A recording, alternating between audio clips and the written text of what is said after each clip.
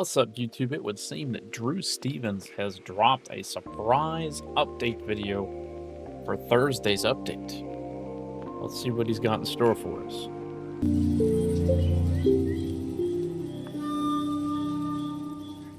Hey everyone! With Season 15 in full swing, let's get into a few updates. In this video, I'm going to cover our recent challenges with some sneaky exploits.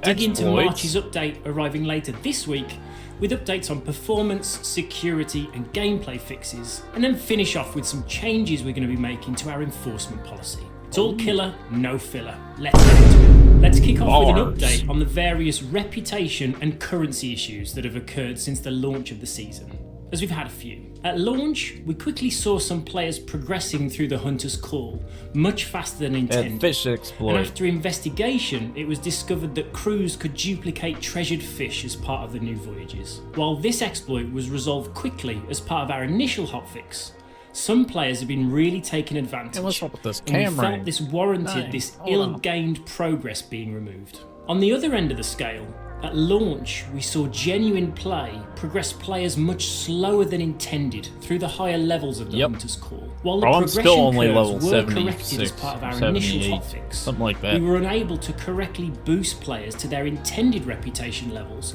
during the hotfix window. As part of this week's update, we'll be correcting reputation for both issues. Any progress players have gained by using the duplication exploit will be removed. And players who made progress prior to the hotfix will now find they are boosted to their intended levels based on how much they earned in that window. Moving from Season 15 to our recent anniversary celebrations, a small number of nefarious pirates found a way to gain additional ancient coins from the community goal event. This is why we can't have nice things. In a shocking turn of events, these additional ancient coins have now been removed from those pirates' accounts. Stepping back from the specific issues here, I talked more broadly about our approach to exploits in a previous video, but to reiterate, players who abuse exploits to gain an advantage should expect to be penalised, and that can range from progress or currency being removed through to suspended playtime, depending on the severity of the impact. I know when these type of issues occur, we see pitchforks in the street, with calls for stricter punishments, with things like commendation progress and cosmetics earned to be rolled back. Being completely transparent, the effort on our team to do this type of enforcement at scale is often significant. I bet that's probably honestly, a bit much. We need to balance how much time we spend slapping folks on the wrist versus actually working on moving the game forwards. While these deeper levels of punishment, like I would say taking cosmetics and commendations, I think would be a bit too tedious for their time, in my opinion. I think that would be a bit stupid and an absolute waste of their time. So I definitely agree with him on this. They quite frankly, they have bigger fish to fry and they have better things to do than kill somebody's commendation progress and their cosmetics. This doesn't time on improving game health there and taking cosmetics and commendations doesn't equate there. Commendations or cosmetics aren't our focus right now. We may shift our stance here if we see players continue to exploit these mechanics and encourage their use amongst our wider community. Next up, let's talk about what's coming in our mid-season update. This introduces the hunting spear, a new throwable that clearly can be thrown at targets, can also be fired out of cannons to lodge into rival ships. Please tell me it one-ball somebody. Extra work to repair. The world has also got a little richer, with some new ambient wildlife on islands, caves, shorelines, and on the waves. Farron's PC just died hearing that. On the feature side, we've also got a boatload of performance improvements, security updates, and bug fixes arriving. Security updates too, good. Let's start with performance, with our third wave of performance bash improvements. All of our ships have been rebuilt under the hood, into smaller sections, and are now loaded in stages on the server. This will address hitches on the server that are felt by all crews when ships are created. The good news is that following our February update, a large amount of player reports we've investigated where hitches occurred were due to ships arriving on the server. So we're hopeful this provides a meaningful improvement there. We've got further improvements for how trinkets are loaded when approaching ships, optimizations for how floating treasure is handled, and a range of other smaller optimizations. The team have also been looking ahead to how we better maintain server performance over time. And this update introduces a new system that manages the activation of events, ensuring that the server has the necessary resources to operate the event safely. The emergent Megalodon encounters are the first encounter to use this new system, and we'll be bringing all of our other encounters and events into this management system over time. Before I move on from performance, I wanted to jump back to the topic of frame rate locking I hit last video. We've already seen lots of players see the benefit of locking their frame rate at one of our optimized levels since the update. And we also heard the pushback loud and clear on us considering removing our uncapped option. As a compromise, we've made the info text much clearer when navigating this option in the video settings to help guide players on how to optimize performance. And right now, we'll not be taking plans forward to remove the uncapped option. Onto game security. Work to crack down on pack file usage is going well. And we're already starting to monitor where modified packs are being used to help us hone our detections, as we then work on securing our game files as part of a future update. The team have also been working with Epic to improve easy anti-cheats detection of some of our more prolific cheat engines, which has already begun to disrupt these cheats and their users. Then finally, this week's update delivers another wave of detections for ban evasion. And while we're not finished yet, the layering effect of all of these detections is really starting to crack down on players circumventing game bans. And then to finish off with gameplay fixes. All crews dealing damage to ancient Megalodons will now all receive kill credit for their contribution, rather than it being on the last hit. Dropping items into shallow pools or within... I missed that. What happened? Crews dealing damage to ancient... And then to finish off with gameplay fixes. All crews dealing damage to ancient Megalodons will now all receive kill credit for their contribution, rather than it being on the last hit. Dropping items into shallow pools or within siren shrines should no longer cause them to float upwards. Grappling to ship's ladders should no longer teleport players to the void. And then we've toned down the ability for ancient Megalodons to flip ships so aggressively. No! It can still happen, but now much less frequently. Dang it. These are just it's some so of the funny. fixes landing in March's update. Please revert that. It's so funny watching somebody go to the skybox. Please bring it back and never remove it, because that shit is golden. Please. It gives me a good laugh, which is much needed in this game. Please don't take it away. Another change arriving later this week, which may appear confusing, is for traps, where we've lifted the restrictions on these being able to be placed in and around the outpost taverns. At launch, we placed restrictions around the placement of traps at the outposts, which now, on review, feels against our usual tools not rules approach to gameplay mechanics, and in turn have now been removed. Players loading into a session won't be harmed during their wake-up animation already, so the room for griefing here is pretty small, but lifting these restrictions allows traps to be used.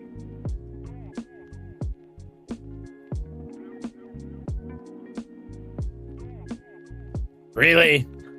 Why would you even mention anything? Because now somebody's gonna do it. That's one of those things that goes unsaid. No. Damn it. Why would you mention it? In all those creative ways we see players use when lying in wait to ambush those returning treasure. That's a throw. Outpost.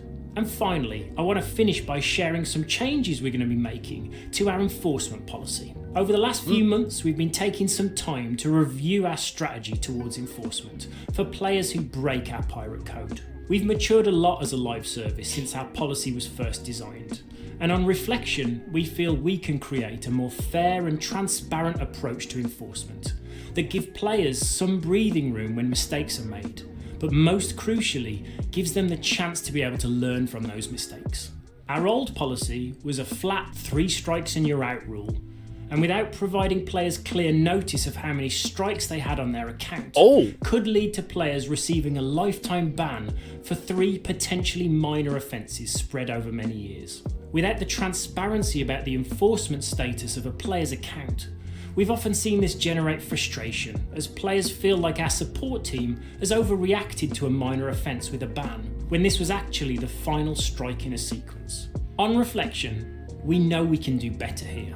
So the team have been working to create a more fair and transparent policy that builds on the Xbox point system being used for enforcement across the Xbox platform.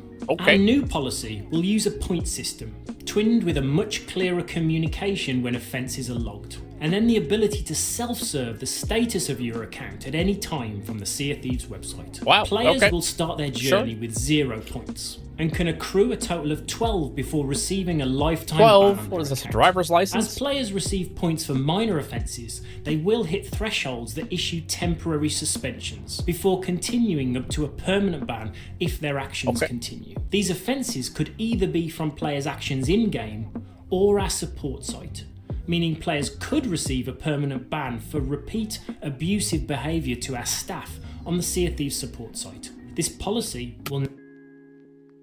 That can be a bit of a slippery slope, given how some of y'all's mods are, and I seriously hope that you understand that. That is a very, very, very slippery slope. Please be careful on how you proceed. Hashtag don't be absurd. Anyway, back to the video. Now cover both areas. Points will also decay over time, allowing players to learn from their mistakes and return to 0 if they don't cause further offences. Underpinning this system is clear messaging when players have received enforcement when loading into the game, and the ability at any stage to check their account status on the website, showing the Overall, current this is a good thing. enforcement points and any temporary suspensions and their time remaining. The system is going to be rolling out in the next few months, and we'll share more on the specifics on the policy at that stage. With this policy refreshing, we're also going to use this to draw a line in the sand. We're going to be reviewing players with long-standing sanctions under the old enforcement policy and assessing opportunities to provide second chances to players who we feel on reflection have been sanctioned unfairly. I'm not going to share more on the specifics of this right now, and there's no actions needed from players, so don't start raising support tickets. But I'll commit to providing an update on this in a future video. Alongside so there's a this possibility of Theb and Noob getting unbanned. Wow. I think that's a good step, because I think they have done such an absurd... See what I did there? Amount of work to keep him from playing and streaming Sea of Thieves that I think it's a bit embarrassing for their team. I think allowing him to have a second chance and just play, and dude, if he messes up again, he messes up again, you know? I think that's a good choice, and y'all should consider it. We're also going to address players who currently find themselves in limbo, with access to the game, but not to our support site. Access to the support site will be returned. But as I said, be warned that offences can be accrued from unacceptable conduct on our site. I know this is quite a significant change to how we approach enforcement, but I feel confident that our new approach should provide a much more fair and transparent policy that allows players to learn and grow from their mistakes and lead to a better experience for all our players. I think that's an overall positive change. Catch you all next time. So, I think that section specifically... Well, points will also decay players' actions in-game or our support site, meaning players could receive a permanent ban for repeat abusive behaviour to our staff on the Sea of Thieves support site. I think that right there, if you are a player that is genuinely harassing the mods, or not the mod, well, I guess, yes, the mods and the devs, and the directors and that sort of stuff, yeah, you should definitely get points for that. But I hope it's also on a review end from other people too, because we've definitely seen instances, both in the Discord and on Twitter and stuff like that, where the deckhands and other moderators have definitely not taken player concerns seriously, and have also, I think, I want to use the word sensitive lightly here because it's not really the right term, but something has been taken out of the wrong context, and it reflects poorer on the player than it did the person that misunderstood what was happening. And that results in that player either getting blocked, banned, etc. And I think that is something that definitely needs to be taken into consideration on a very, very, very serious note.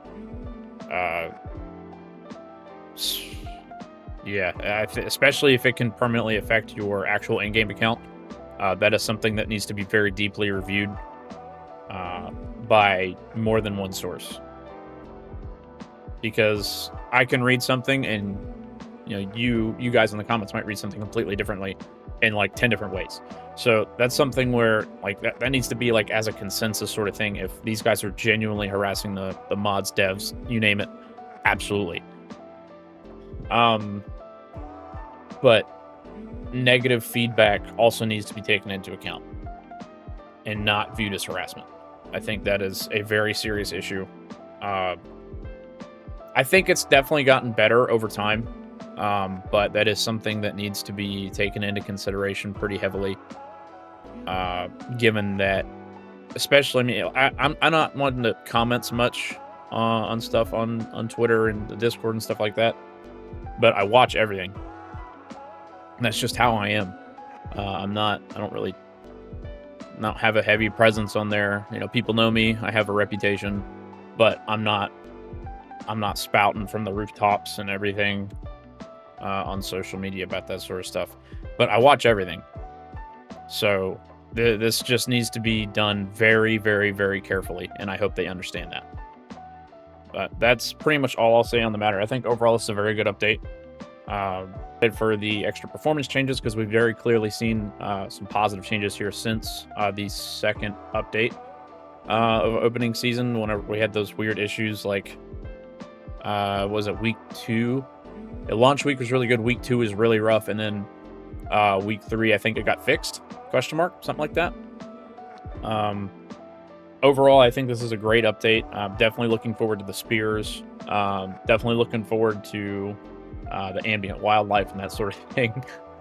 R.I.P. Farron's PC. Farron's one of my mods, for you guys that don't know. But what do you guys think? Let me know in the comments down below. If you're liking the update, how you feeling about Season 15 so far? Be sure to leave a like and a subscribe, and I will see y'all in the next one.